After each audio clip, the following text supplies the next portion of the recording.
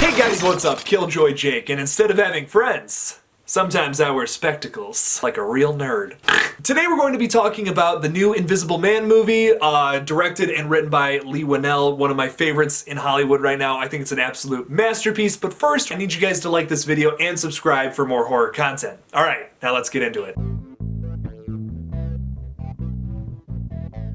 The Invisible Man is a movie directed and written by Leigh Whannell, who's personally one of my favorites. I really love him from, of course, the Saw franchise, the Insidious movies, Upgrade, and even Dead Silence. Okay, it's not that terrible. I know I dissed it in an earlier video, but it's actually not as bad. Overall, I've always been a big fan of his work. I want to start this review off by just talking about Leigh Whannell a little bit, because he's so diverse in the horror genre. There's so many people who get unfortunately categorized into stereotypes and stuff for their movies, but I don't think you can't really stereotype this guy. Contrary from the original, it's less of a sci-fi movie and it's more about the psychological aspect, and I think that's what makes this so brilliant.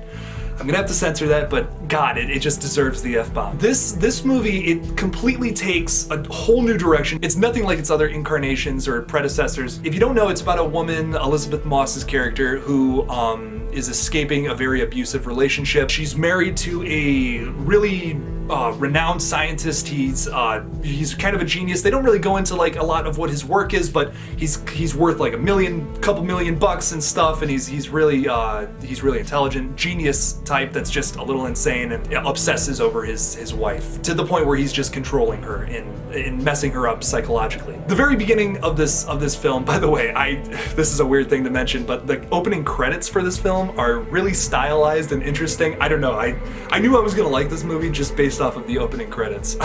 Is that weird to say? And to basically give you the non-spoiler review of this is that it's just all about this genius scientist who's just kind of an abusive and kind of just a douchebag character, obviously the antagonist, just messing with her in a whole bunch of different ways, from his just being able to be invisible. I think this is in the trailer. He has an invisibility suit. He's not actually he didn't actually do something to his body to make himself permanently invisible. But if you like psychological horror films, definitely see this. I highly recommend it for you. The one thing I will say though is that if you've ever been in any kind of abusive relationship, maybe mental, physical, whatever, I would maybe skip this one.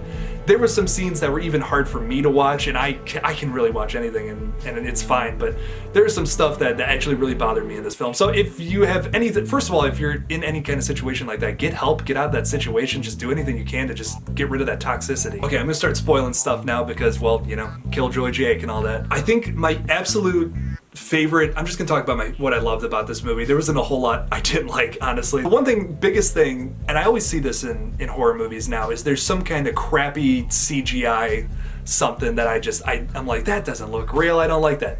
All the CGI was very professionally done in this horror movie. There was only a little bit of it. It was just like a touch of it, which I think is perfect. Just the right amount of CGI for especially like a film like this.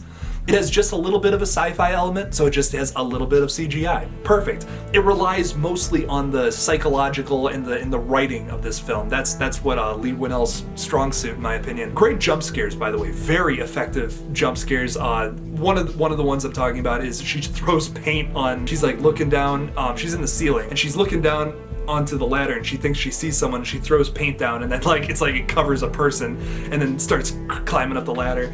That was horrifying. Loved that scene. Really, really effective. The scene that bothered me the most, and I don't know why this messed me up so much, was just all the scenes where the guy's just messing with her personal life. That was the scariest thing to me. The paranoia of having somebody just go into your phone or your laptop and send something just totally messed up to somebody you love and just affecting your life like that. That's what scares me the most. That is real horror. That's something that someone can actually do to you. I mean, they can't turn invisible and sneak into your stuff, but they can people can hack into your stuff and, you know, do whatever, say stuff as you. It's horrifying. There's one scene where he writes an email to her sister and says just all this nasty stuff. I hope you die, and I don't want you in my life anymore. You're just a terrible person. God, I couldn't even imagine if someone were to do something like that to me. I really put myself into the protagonist's shoes. Another instance of this, which is maybe even worse than just relationship ending, is they finally meet up for dinner, the two sisters, and she's trying to explain her case, trying to say, you know, Adrian is he found a way to be invisible, he's really in my life, you have to believe me. And suddenly she looks over and the knife is just floating there right by her head, and she's like, what's going on there? And then, dude, slices her throat open, and then whew, the knife just like flies into Elizabeth Moss's hand, and everyone's just looking at her like she just slit her sister's throats. Oh my God, I was freaking the F out. It was a quiet theater, you know, there wasn't too many people, it's a Thursday night. I was freaking out. It's terrible, it's absolutely terrible, but it's kind of awesome at the same time. I'm gonna talk about the ending a little bit, so really, if you don't want this thing to be spoiled, which I don't want to spoil it for you, but I'm gonna talk about it for the people who have seen it. She ends up shooting the Invisible Man 4 times and takes off the mask, and it's not Adrian, it's actually his brother. So you're thinking, oh my God, was it the brother the whole time? Like, kind of makes sense, like you weren't thinking that. That wasn't even like a thought, because he's been in the movie the whole time, but I honestly, that would have been, if you would have ended with that, like, oh, it was the brother doing it the whole time and he killed Adrian or something, that would have been an awesome movie. I would have been okay with that. But then it takes it one step further, which I think is, this ending it's a perfect ending for this film. She doesn't buy it. She doesn't buy that it was the brother doing all this. She knows it was Adrian, and turns out Adrian was actually faked, obviously being tied up in his basement, and then the cops come and find him.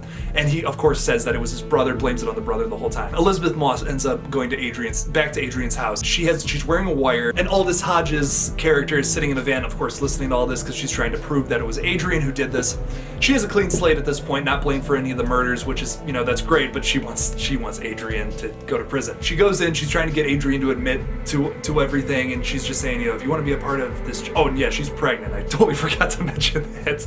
I am wired on Mountain Dew right now, man. Holy crap. She goes in and she starts talking to Adrian, telling him, you know, like, you got to admit to all the stuff that you did if you're going to be a part of the child's life. Which, by the way, I mean, I know this is a shtick, but there's no chance in hell that that baby is going to be a part of that guy's life, and he should know that. But he's just a little cuckoo in the head, you know. He's cuckoo for Cocoa Puffs. So he's trying to win back over Elizabeth Moss, and she's just not getting it. So she says, "I need to go to the bathroom for a second. You know, I need a moment." She starts crying.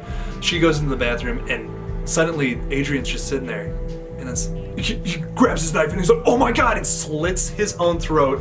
Elizabeth Moss put on the invisible suit that she was wearing earlier and kills Adrian right there, and it's on, and he's cameras all throughout his house too. If you're watching this right now, you have better have seen the movie. That's all I gotta say, because I'm spoiling the whole movie. There's cameras all over the house, gets it on tape that he killed himself, and then she comes back, takes the suit off obviously, and says, oh my God, what's going on? Why did you try to kill yourself? And calls 911, and yeah, totally makes it look like he killed himself. And oh man, I mean, what a dark ending for this evil character, man. I didn't see that coming, honestly. Most twists I'm not surprised by anymore. I don't think there's a whole lot of original twists, or there's just not a original like whodunit or a twist at ending anymore. I honestly thought Elizabeth Moss's character was just going to have a bad ending throughout this whole film. It was kind of setting that up, but I'm okay. I loved the ending. I think it was absolutely perfect. If I had to grade this movie, I don't think I could give it anything lower than a 10 out of 10 A+. It's a perfect movie. It really is. I can't tell you one thing I disliked about this film. I was intrigued the whole time. There's not a single moment of this film where you feel like you're bored. It's longer than 2 hours, and you don't feel bored at any moment in this film. I felt like, I mean, it was like that fast. It felt like a 20-minute movie in 2 hours. There are hour and 20-minute movies that feel longer than this movie. I urge you to go see that film if you haven't seen it yet. You really shouldn't be watching this far into the video if you haven't seen it, but definitely give all your money to this movie. See it multiple times. See it 7 times.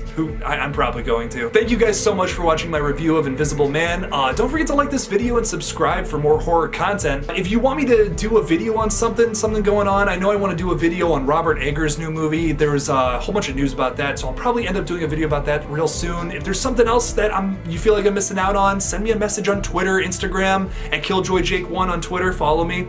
And now on Instagram, at KillJoy_Jake. Send me a message if you want me to do something, man. And as always, don't forget to kill it out there, y'all.